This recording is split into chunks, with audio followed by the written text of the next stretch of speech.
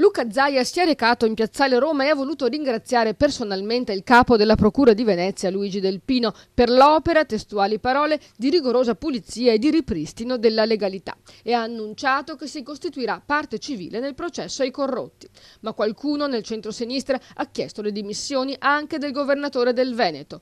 Doveva controllare meglio, è il rimbrotto più ricorrente. Renato Chisso è accusato di aver asservito l'intera regione alle esigenze del consorzio Venezia Nuova, tutto naturalmente da dimostrare. Però Piergiorgio Baita, ex AD della Mantovani, una delle aziende più importanti coinvolte nell'inchiesta, nella sua prima intervista rilasciata in queste ore dopo il carcere e il patteggiamento, spiega: ogni anno venivano distribuiti 100 milioni di euro per mostre da sponsorizzare, libri, consulenze, soprattutto viaggi, ospitalità.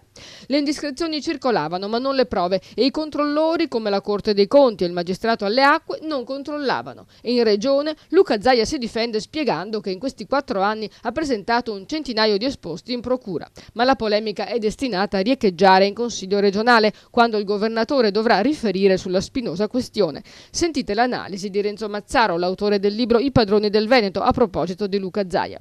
Io non sono di quelli che dicono non potevano sapere. I magistrati chiaramente lo stesso, da quello che desumo dal loro comportamento. Luca Zaia dice sempre male non fare, paura non avere. Ora bisognerebbe ben non che facesse del male, però che fosse, e sicuramente è informato e ha attivato una partecipazione, essendo presidente della giunta regionale, nei grandi lavori che la regione sta seguendo. Se le indagini e comunque le informazioni di garanzia non lo riguardano, è chiaro che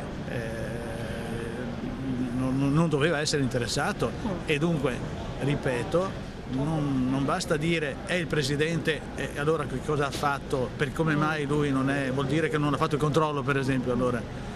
O che si è chiamato fuori, come dice lui, è male non fare pure avere, ma solo perché tieni le mani in tasca e non intervieni e quindi non ti puoi sporcare le mani.